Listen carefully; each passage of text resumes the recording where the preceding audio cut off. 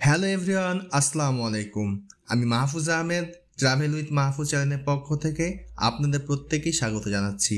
আশা করছি আপনারা সবাই ভালো আছেন এবং আমিও আল্লাহর অশেষ রহমত ও আপনাদের দয়ায় খুব ভালো আছি। প্রিয় দর্শক, আমি আজকে আপনার জন্য একটি মজাদার ও নতুন ভিডিও নিয়ে এসেছি। আশা করছি আজকের ভিডিওটিও আপনাদের কাছে খুব ভালো লাগবে। আর আজকের মূল ভিডিওর বিষয় হচ্ছে ভাপা পিঠা।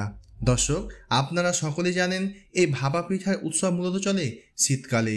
শীতকাল যেহেতু প্রায় শেষের পথে, তার জন্যই ভাবলাম আমি আজকে আপনাদেরকে এই ভাপা পিঠা রেসিপি ও ভাপা পিঠা খেতে কেমন এই সকল সম্পর্কে তথ্য দিব। আশা করছি আজকের ভিডিওটিও আপনার কাছে খুব ভালো লাগবে। তো চলুন বেশি দেরি না করে আজকের ভিডিওটি শুরু করা যাক।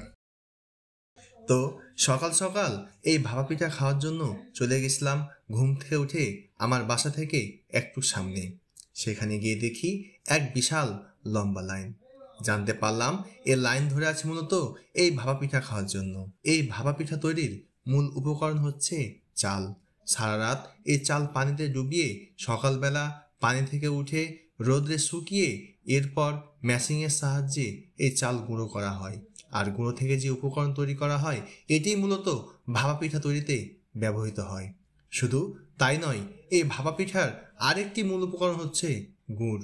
এই গুড় দুই রকমের হয়ে থাকে, এক খেজুরের গুড় আর দুই আখ বা কুসুরের গুড়, যা এখন আপনারা এই ভিডিওতে দেখতে পাচ্ছেন।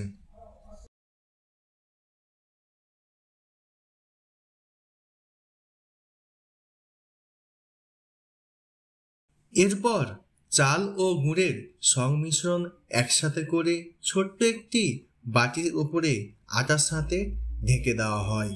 এরপর এই আটা ও বাটিটি চুলার উপরে রেখে দেওয়া হয়।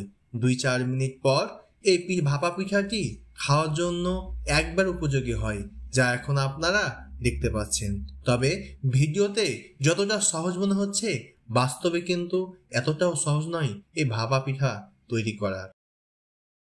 এভাবেই অল্প অল্প করে এই চুলার সাহায্যে নিচে জাল দিতে থাকে আর উপরে ভাপ উঠতে থাকে। কিছুক্ষণ পর এই ভাপা পিঠাটি নামিয়ে নেওয়া হয়, যা একটু পরে আপনারা দেখতে পাবেন। আরেকটি কথা না বলে নয়, আপনি যদি আমার চ্যানেলে প্রথম এসে থাকেন তাহলে অবশ্যই আমার চ্যানেলটিকে সাবস্ক্রাইব করে দেবেন।